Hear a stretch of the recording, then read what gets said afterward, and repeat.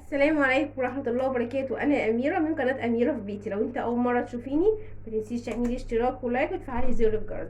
النهاردة هنعمل مع بعض العرقسوس اللي احنا أصلا يعني نص الشعب المصري بيحبه ونص التاني مش بيحبه عشان خاطر بيبقى ممرر كده ودلع.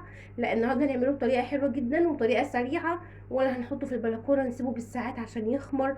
تحطيه في البلكونة هتلاقي حاجة هتوقعه أو كده تبقى قلقانة عليه، دبانة تقف عليه. لأ، هنعمله في كله في بعضه في تلت ساعة او ربع ساعة بالكتير. ماشي.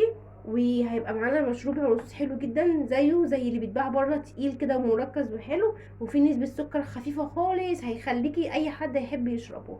انا معايا دول 10 جنيه عرقسوس، دول انا كنت جايبهم ب10 جنيه، يعني عبارة عن باين 8 كيلو، اللي هو خفيف فبيوزن. ماشي. هجيب مية سخنة، دي مية سخنة مغلية في الكتل، ومعايا كربوناتو، يعني نبص شويه كربوناتو، كان عندي كربوناتو هم دول. كربوناتو او بيكنج صودا، هو اسمها كربوناتو عند العطار. وانا بقى بحط عليها التكايه بتاعتي، انا بحب احط معلقه سكر عاديه او سكر بودره، معلقه واحده على دول كلهم، فمش بتاثر مش بتخليه مسكر وكده. لا، هي معلقه واحده، بحيث ان اللي يجي يشربه يلاقيه فيه نسبه سكر كده زي ايه، خفيفه جدا. مسكر، عارفه اللبن لما تيجي تشربي اللبن بيبقى مسكر هو لوحده، هو ده بيبقى كده فيه نسبه سكر خفيفه خالص، بس بيبقى حابه انت تشربيه. ماشي. انا معايا بقى الرصوص، هبدا الاول احط عليه على الكميه دي، هحط معلقه، نص معلقه صغيره خالص بيكنج باودر، بيكنج صودا، اللي هي الكربوناتو. الكربوناتو دي من عند العطار. بصوا، هنرش كده حبه، يعني نص معلقه صغيره كربوناتو من عند العطار. انت لو جبتي ب2 جنيه هيديكي كيس قد كده، تاخدي نص معلقه صغيره بس. تمام. نقلب بقى الكربوناتو، او اسمها بيكربوناتو الصوديوم عند العطار، انا مش عارفه، بس انا لما باجي اجيبها بقول له هات ايه، كربوناتو. هنقلب الكربوناتو مع الرصوص كده، هحط عليهم معلقه سكر بقى عاديه، سكر بودر اللي عندك. انا عندي سكر بودر فانا قلت استخدمه بدل ما يتركن من عندي او يتبل ميه. هي معلقه سكر واحده بجد هتظبط لك الطعم خالص. نبدا بقى نحط ايه، الميه السخنه تدريجيا كده، انا مش عايزاها يبقى صلصه كده صايص فيه ميه كتير. لا، احنا هوريهولك دلوقتي احنا بنحط الميه ازاي. انا هضطر ان انا استخدم ايدي لان هو ما ينفعش نتقلب بالمعلقه خالص.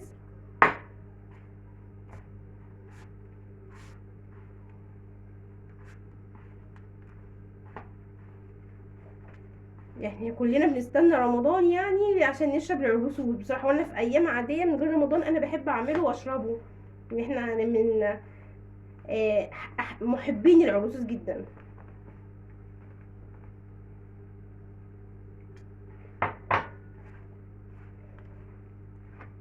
انا عايزه اقول لكم ان الميه سخنه، فانا مش قادره استحملها على ايدي.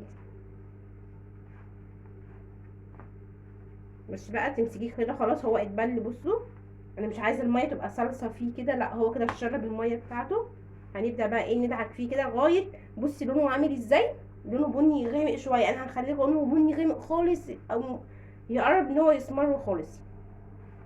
كل ما تدعكي فيه كل ما هيديكي لون حلو في الاخر.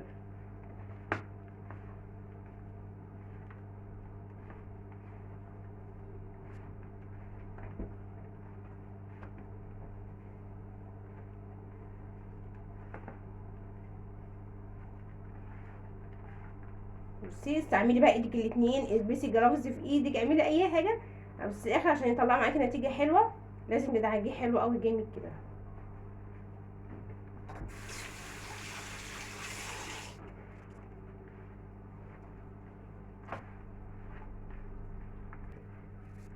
بصوا يا حبايبي، انا لسه بدعك فيه بردك لغايه لما بدا يغمق معايا اهو. الحاله دي كده يعني قبل ما تبداي انت تعملي تعجني العروسوس، تكوني انت مشغله الفرن. عارفه طريقه الزبادي بالظبط، ان احنا بنشغل الفرن يسخن حلو قوي، يعني عند درجه حراره عاليه، ولما نيجي ندخله الفرن هنقفل الفرن، هو هنسيبه جوه الفرن يخمر على السخونيه زي طريقه الزبادي بالظبط. مش هيكمل معاكي 10 دقايق، مجرد ما الفرن ما يهدى هو ياخد السخونيه بتاعه الفرن، الفرن يهدى 10 دقايق ربع ساعه وهتطلعيه، وهيبقى عندك جاهز. هنعمله مع بعض في الميه. خلاص، بصوا لونه بقى اغمق ازاي.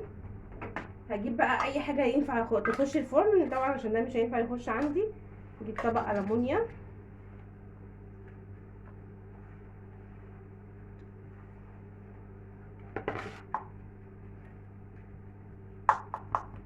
انتوا شايفين لونه عامل ازاي قبل ما يخش الفرن؟ هوريهولك بقى في الاخر بعد ما يطلع من الفرن. يعني انا دلوقتي زي ما قلت لكم انا مشغله الفرن على درجه حراره عاليه. قبل ما ادخله هطفي البوتاجاز خالص واطفي النار، وهدخله لمده ربع ساعه. تمام، واستنوني بقى لما ايه يخرج من الفرن. حبايبي احنا كده دخلناه الفرن وخرجناه، خد السخونيه بتاعت اللي هي بصوا من تحت الطبقه اللي تحت، بصوا استمرت ازاي غامقه. بصوا خلاص كده هو اتخمر معانا وبقى جاهز معانا. دول احنا نعمل ايه العروسوس بتاعنا الحلو. هتجيبي بقى عندك اي شاشه اي حاجه تعملي بيها العروسوس بتاعك. بصوا حبايبي لغايه المرحله دي حلو جدا. انت هتاخدي الكميه اللي انت عايزاها منه وتشيل الباقي في الفريزر. يعني انا عن نفسي انا مش هعمل كله النهارده، انا هاخد حبه بس بايه هحطهم في الفريزر، هيبقى جاهز عندك تنزليه تحطيه في الميه بتاعتك، هيبقى جاهز على طول. انا هاخد شويه، هاخد نص الكميه دي.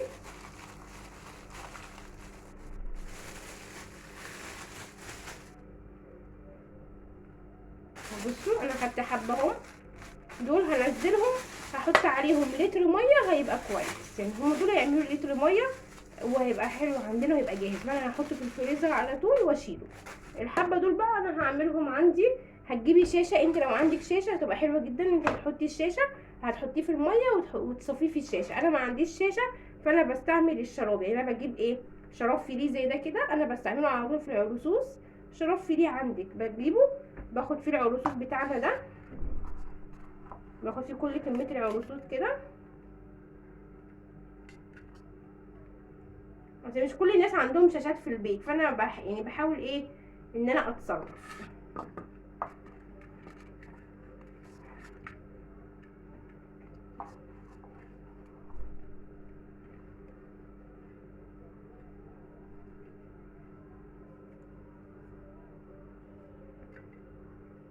خلاص خلي الشاشه من بره بتاعتنا نضيفه عشان ما توقعش برضك حاجه في الميه. واحطيه هنا كده خلاص. انت بقى لو ما عندك شاشه هتحطي العروسوس هنا في الطبق على طول وتصبي عليه ميه، هيدوب شويه في الميه وتجيبيه في طبق تاني هتصفيه على الشاشه. يعني تحطي الشاشه على طبق تاني وتنقلي من هنا على هنا، ساعتها هيتصفى. لكن انا عشان مش عندي شاشه زي ما قلت لك، انا جبت شراب فيليه عادي وحطيت العروسوس هنا. والكميه دي انا هحط عليها لتر ونص ميه في ايدك انت. يعني عايزاه تقيل يبقى مركز حلو هنقلل الميه، عايزاه خفيف شويه هتزودي الميه. بصوا انا هحط لتر ونص ميه وهيطلع معايا كويس ان شاء الله. نقول بسم الله كده. انا بعد المرحله دي مش محتاجه ان انا اصفيه بقى تاني، لان هو خلاص هو جوه اصلا الشراب الفيليه بتاعي، فمش محتاج يتصفى خالص، لان مفيش حاجه منه هتقع في الميه. طول ما هو مربوط معايا كده كويس مفيش حاجه منه هتقع في الميه. بصي هقعد بقى ايه اقلب القماشه كده. طبعا ايدي نضيفه، والشراب الفيليه ده انا مخصصاه للعروسوس بس، فطبعا نضيف ومغسول بعد كل مره بغسله. بصي هنسيبه كده بس ايه هنقعد نحركه كده عشان ينزل كل العصاره اللي فيه بتاعت العروسوس، كل الفايده بتاعت العروسوس تنزل فيه. هو العروسوس حلو وجميل وكل حاجه، بس ما نكترش منه طبعا عشان هو بيعمل احتباس للميه في الجسم، فاحنا ما نكترش منه. وعلى ما اظن ان هو كمان بيوطي الضغط، فمش عارفه مش متاكده من المعلومه دي، بس هو مش بيعمل احتباس للميه في الجسم. شايفين اللون بتاعه غامق ازاي؟ انا هسيبه كده لمده بس 3-4 دقايق وهرجع لكم تاني. خلاص حبايبي بصوا انا سيبته كده لمده 3-4 دقايق، نزل كل العصاره اللي فيه. هشيل بقى الايه البتاعه بتاعتنا دي ونصفيها، القماشه او الشراب هنصفيه حلو قوي.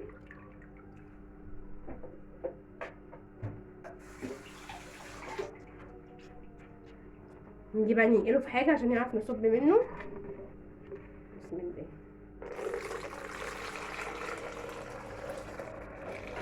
شايفه الرغاوي بتاعت العروسوس؟ بسم الله ما شاء الله. بصوا الرغاوي زي بتاع الشارع. نبدأ نفضي بقى منه في ازايز بقى عشان نقدر نعرف نحطها في التلاجة تسقع، نقدم منها على ضيوفنا على السفرة تبقى سهلة.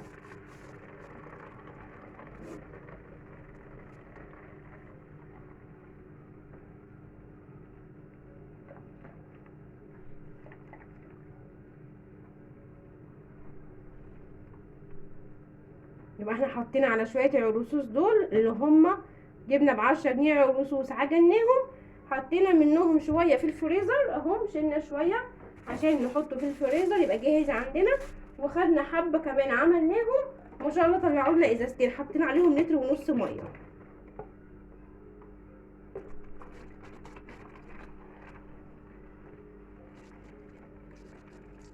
وعايزه اقول لكم ان لسه اللي في الشراب اللي انا شيلته ده، يعني التفل بتاع العرقسوس ده وارد جدا ان احنا نحطهم ويطلعوا لنا حبه كمان، هيطلعوا لنا عرقسوس خفيف شويه. يعني بصوا ده اللي احنا صفيناه ده العرقسوس اهو، ممكن طبيعي ان انا اكيد يعني هحط عليه شويه ميه كده تاني وهنقعه يعني لمده بردك ربع ساعه، هينزل لي شويه عرقسوس هيبقوا خفاف. خلاص كده انا جهزت بقى العرقسوس بتاعي. شوفوا حبايبي بصوا اللون ما شاء الله تقيل جدا ومركز انت وطعمه حلو جدا. انا هشرب وادوق معاكم لان انا عاملاه بعد الفطار، يعني احنا مش صايمين دلوقتي. بصوا انا حاطه في الكوبايه تلج عشان انا عايزاه يبقى ساقع بقى على طول جاهز معايا.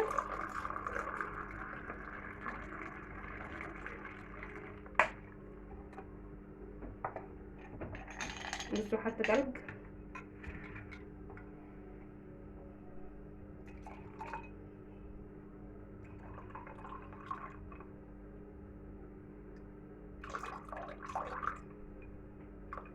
انا صبيته. بصوا الرغاوي زي ما طبعا بيتباع بره، هقول له انا هدوق واقول لكم الطعم بصراحه ربنا والله بشهاده والله العظيم بشهاده كل اللي يدوقه حلو جدا ويقول لي زيه زي بره ما يختلفش عن اللي جاهز خالص.